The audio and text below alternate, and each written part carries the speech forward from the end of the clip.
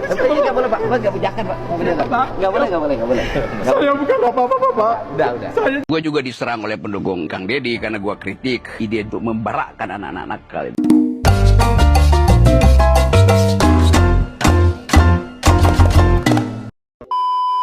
Salam ngopi, salam suruput. Pokoknya nama guys, bayangkan sebuah gereja yang menjadi tempat ibadah ratusan umat Kristen hampir disita oleh bank.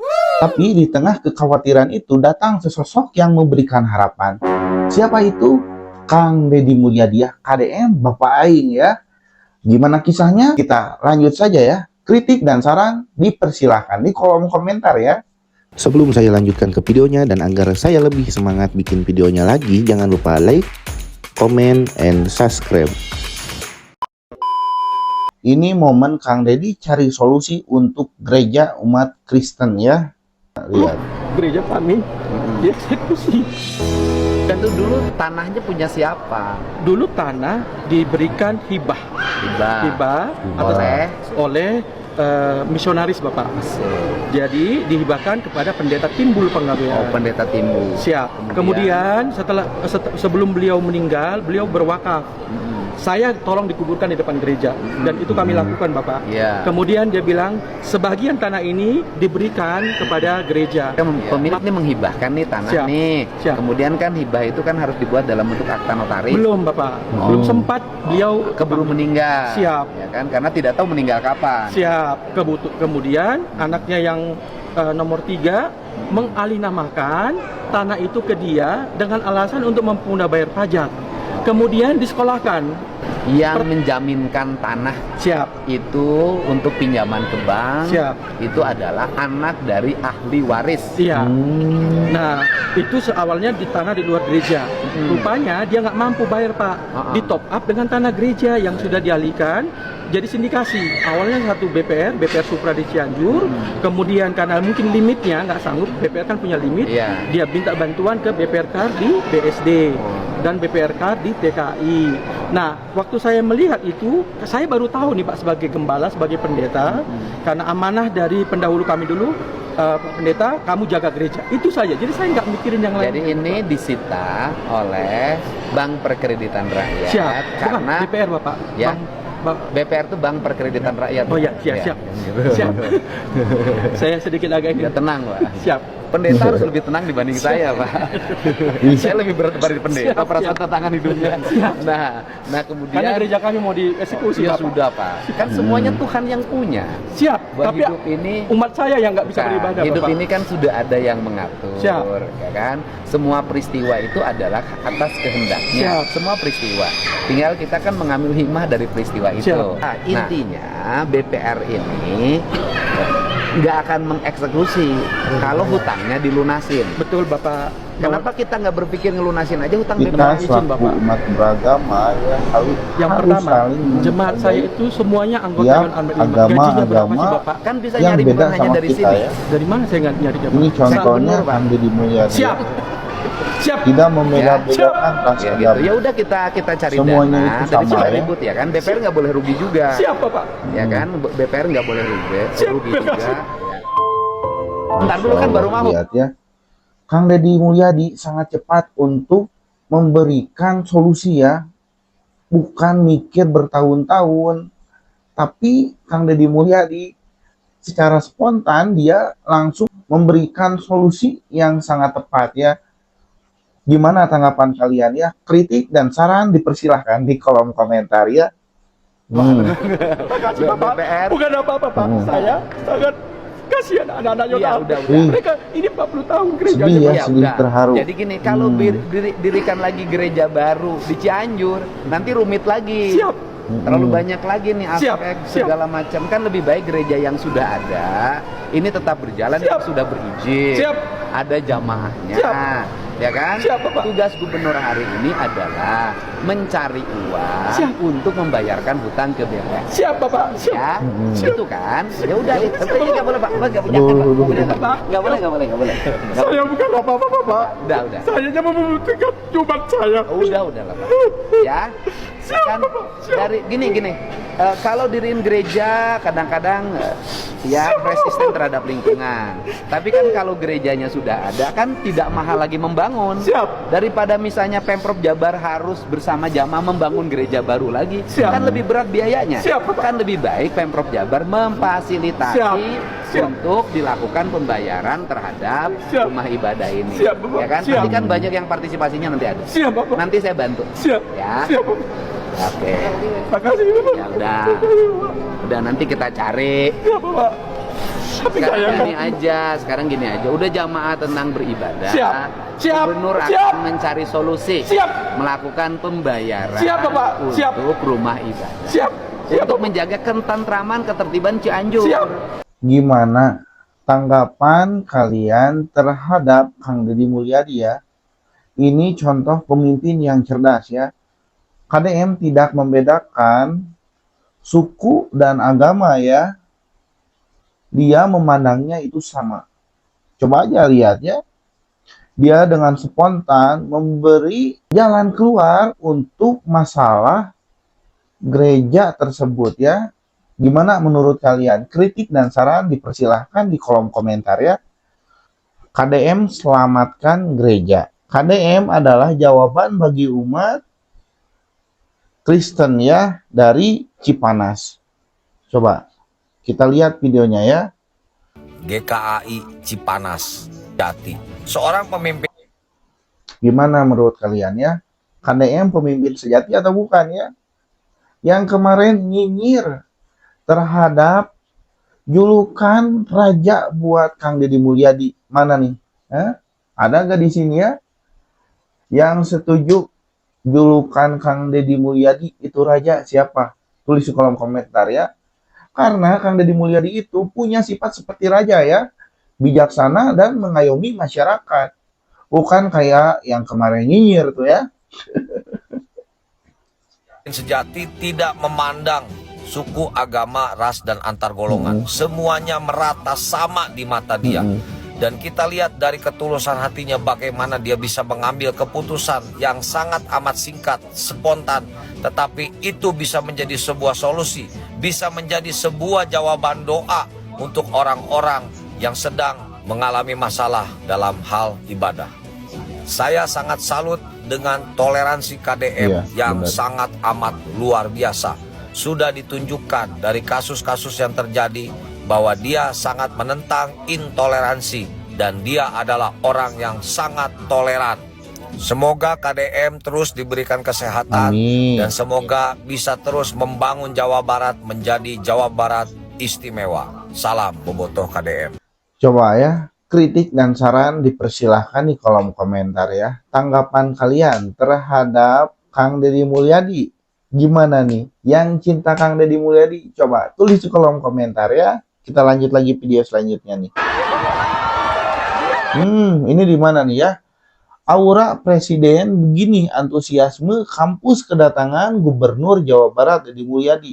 Lihat ya, baru jadi gubernur juga, Kang Deddy Mulyadi sudah banyak dicintai masyarakat. Ya apalagi kalau jadi presiden. Apakah Indonesia itu bakal bergema dan bergumpul di setiap jalan? Akankah jadi kemacetan terlama dan terpadat di dunia karena ada kedatangan Kang Deddy Mulyadi atau ada acara Kang Deddy Mulyadi di suatu tempat ya kalau Kang Deddy jadi presiden. Gimana tanggapan kalian? Kritik dan saran dipersilahkan di kolom komentar ya.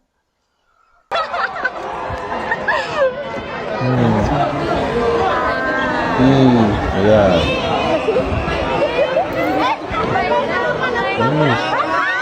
Sangat padat-padatan ya. Ini Pak. Itu mah mono bukan? Bukan. Pak KDM dia pengen mimpi nih Pak KDM. Seneng ya udah. Lihat ya.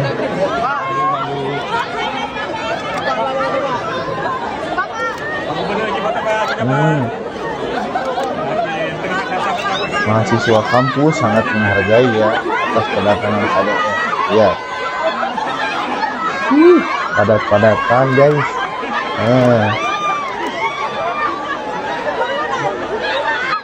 Gimana tanggapan kalian terhadap antusias warga dan mahasiswa di kampus tersebut ya saat kedatangan Kang Deddy Mulyadi? Kalian bisa menjawab dan membedakan ya, mana pemimpin yang dicintai, mana pemimpin yang dibenci ya. Kita lanjut lagi nih. Aduh, teteh cantik ya.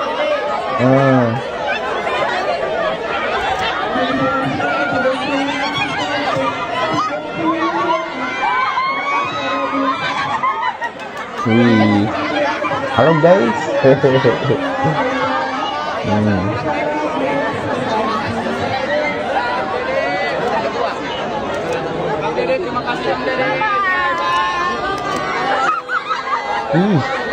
Sangat antusias ya mahasiswa di kampus tersebut.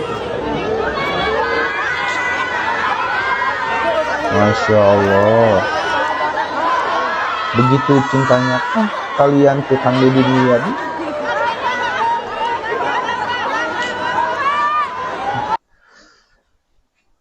Kita lanjut lagi video selanjutnya ya. Besok 20 gereja lagi rame nih. Kita masuk lagi ke konten gereja ya, yang gereja mau disita oleh pihak bank. Lihat ya, tanggapan Bang Satria San. Gereja mau disita PN Cianjur karena hutang 6 miliar ke BPR. Pendeta menangis, ini langkah-langkah KDM untuk gereja yang mau disita. Lihat ya. Gereja di Cianjur yang mau disita oleh pengadilan negeri karena hutang 6 miliar ke BPR. Nah, buat kalian yang belum tahu kronologinya, 6 miliar buat apa ya? Jadi tanah gereja ini adalah tanah hibah yang dihibahkan kepada pendeta Timbul.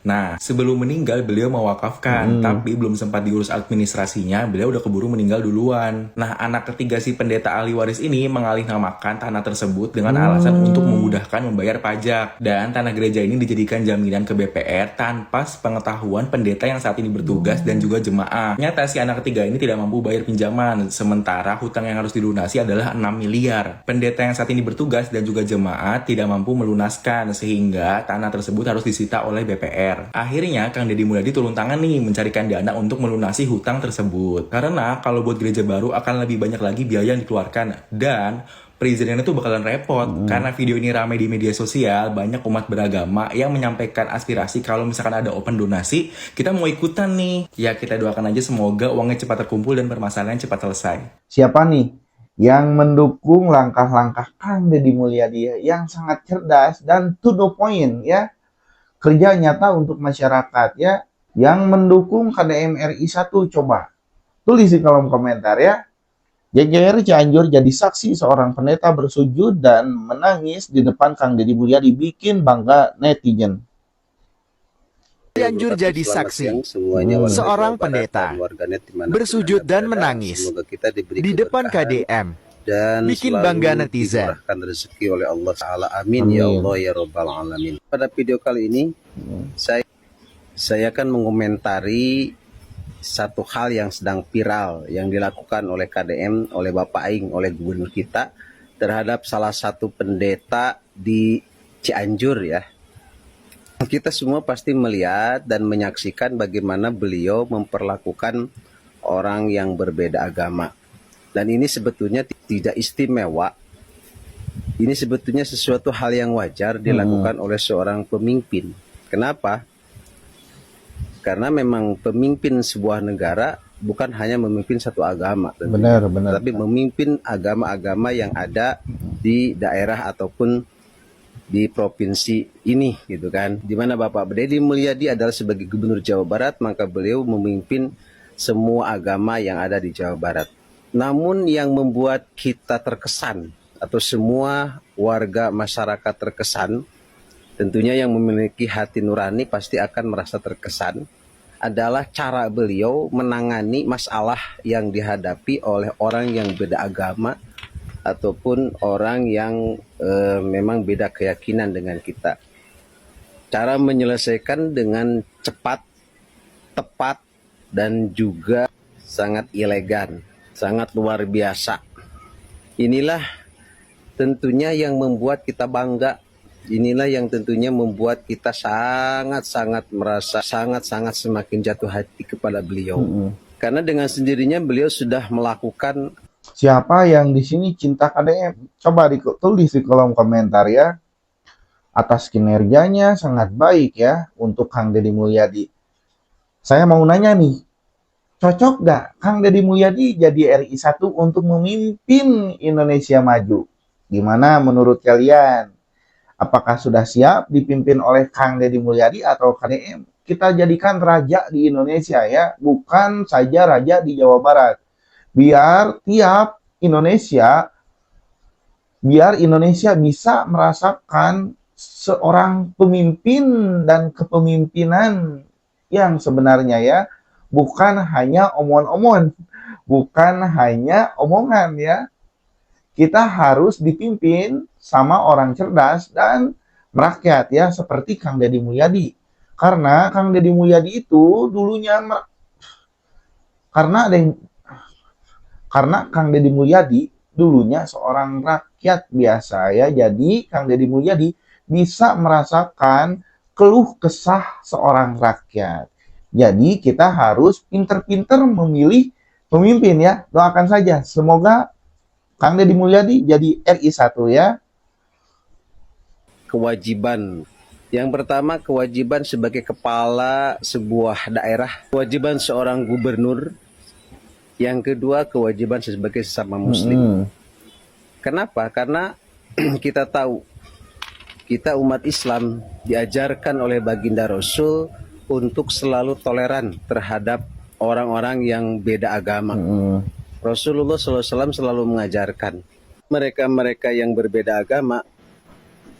Nabi kita Rasulullah SAW selalu mengajarkan bahwa kita harus berbuat baik atau memperlakukan baik mereka dimanapun, bagaimanapun caranya, kecuali mereka memerangi kita. Inilah yang diajarkan oleh baginda Rasulullah SAW. Maka untuk itu saya merasa salut dan bangga memiliki gubernur seperti beliau. Salut ya, beliau kita salut melaksanakan punya kewajibannya sebagai umat Islam yang memiliki panutan ataupun uswatun hasanah, yaitu baginda Rasul, dan sebagai pimpinan Provinsi Jawa Barat. Itulah yang seharusnya dilakukan. Berlaku adil terhadap semua orang. Keadilan sosial bagi seluruh rakyat Indonesia telah beliau buktikan. Tanpa melihat golongan, tanpa melihat asal-usul, tanpa melihat ras, dan tanpa melihat status sosial di antara warga masyarakat. Bahkan bukan hanya warga Jawa Barat. Kita tahu semua itu. Untuk itu sekali lagi, mari kita doakan semoga gubernur kita dipanjangkan umurnya dan diberikan kesehatan, selalu dilindungi oleh Allah Subhanahu wa Ta'ala. Amin ya Allah ya Rabbal Alamin. Sekali lagi saya salut dan bangga kepada gubernur kita yang sudah memperlihatkan atau memberi contoh yang baik kepada kita semua. Salam waras, Jabar Istimewa. Jadikan Kang Deddy Mulyadi itu contoh yang positif buat kehidupan kita sehari-hari ya. Gimana nih tanggapan kalian terhadap kinerja Kang Deddy Mulyadi ya? Apakah kalian senang? Apakah kalian merasa tidak puas atas kepemimpinan Kang Deddy Mulyadi ya? Coba kritik dan saran kalian dipersilahkan di kolom komentar ya. Kita lanjut lagi video selanjutnya nih. Menang bantuan. Nenek ini mengadu ke KDM, nggak pernah dapat bantuan dari pemerintah. Setelah dikasih uang segepok langsung doain KDM dapat jodoh. Gimana nih pemerintah setempat ya? Apakah ruas? Apakah kaget ya ketika Kang Deddy Mulyadi mewawancarai seorang nenek di hadapan pemerintah setempat ya?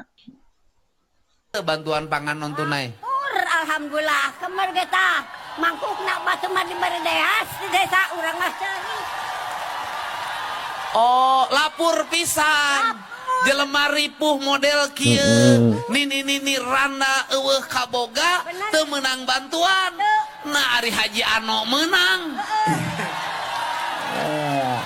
Tapi kieu, mak geus tong ngarap-ngarap bantuan. Tong nyeng cerikan batur menang beas mante, cing cirining mate beunghar. Amin. Nges gitu atuh mentalitasna. Tang ka warung aya 2 jutaan. Moal atuh udah orangnya mikir. Hebat. Good. Hebat. Asik. Ingat ya, Kang Deddy Mulyadi itu suka memberi. Tapi kalau diminta, Kang Deddy Mulyadi itu tidak mengasih. Karena apa? Rakyat Indonesia jangan diajarkan untuk meminta. Tapi kita harus memberi ya. Coba, apakah kalian mau memberi atau meminta ke Kang Deddy Mulyadi? Tulis di kolom komentar ya. Aya 300-an. Aya 300 mah aya. Hutang ka warung teh. Urang lunasan. Oh, alhamdulillah.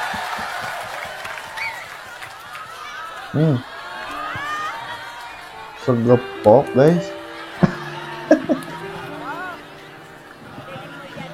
Amin. para masyarakat wujud Gede Muhammad. Sing pasihan jodoh anu soleh, harus beriman, takwa, ibadah karena Allah. Bahagia dunia. Doakan Kang Deddy Mulyadi agar dapat jodoh ya. Gimana nih tanggapan kalian terhadap konten ini ya? Kang Deddy Mulyadi kasih uang segepok ke nenek-nenek, dan nenek itu mendoakan Kang Deddy Mulyadi agar cepat dapat jodoh ya, yang baik dan solehah. Gimana tanggapan kalian terhadap video ini? Hanya KDM. Kita lanjut lagi nih. Nonton sampai habis bagaimana KDM taklukkan seorang kritikus dan kebal hukum. Siapa itu?